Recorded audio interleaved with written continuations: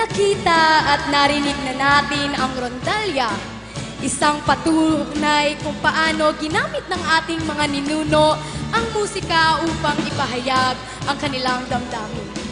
Ngunit higit pa sa tunog at himig, ito ay naging bahagi ng ating kultura, lalo na sa panliligaw. Noon, hindi sapat ang mga salita sa pagpapahayag ng pag-ibig. Sa pamamagitan ng tugtugin na ipadama ng binata ang kanyang paghanga at pagsuyo sa dalagang iniibig. Bawat himig ay may kahulugan. Bawat nota ay isang mensahe ng damdamin. Ngunit, paano nga ba? Lugod din.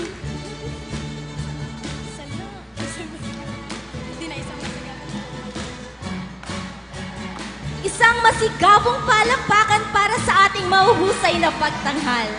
Ang NCF Choral. Sopranos, altos, tenors at basses na buong husay na nagbibigay buhay sa ating musika ngayong gabi. Gayon din, bigyang pugay natin ang ating supporting characters. Delan Florendo and Nicole Canlas. Rustin Paulo and Jody Abias. Andrew Pante and Sydney Rivero. At syempre, isang mainit na palakpakan para sa ating lead characters, Mr. Nino Enyola and Miss Casey Manzano. Lugod din naming pinasasalamatan ang aming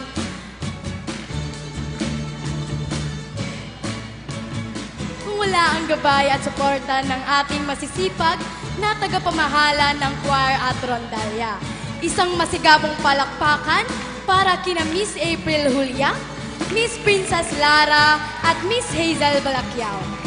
At syempre, pasalamatan din natin ang taong bumuo at nanguna sa musika ng ating palabas, ang ating butihing band director, Maestro Benrich Hermojeno.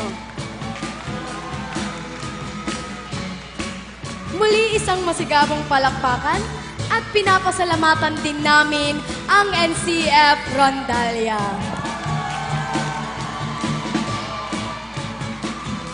Lugod din namin pinapasalamatan ng aming media partners, One Media TV Naga, sa pamumuno ni Mr. Jeremy Jacob. Maraming salamat po sa inyong suporta. Hindi rin natin makakalimutan ang walang suporta ng ating mga pinuno. Isang taus-pusong pasasalamat kay Miss Nelba O. Olaso, VP for Sports, Culture and Arts. At sa ating butihing Pangulo ng Paaralan, Engineer Mario C. Villanueva. At sigit sa lahat, maraming salamat sa buong NCF community sa inyong walang sawang suporta sa programang ito. Pati na rin sa mga pamilya at kaibigan na nakikisa at tumadalo ngayong gabi. Ako po si Luella Marie Viri At ako si Zaira Lynn Ramirez, ang inyong tagapagsalaysay ngayong gabi.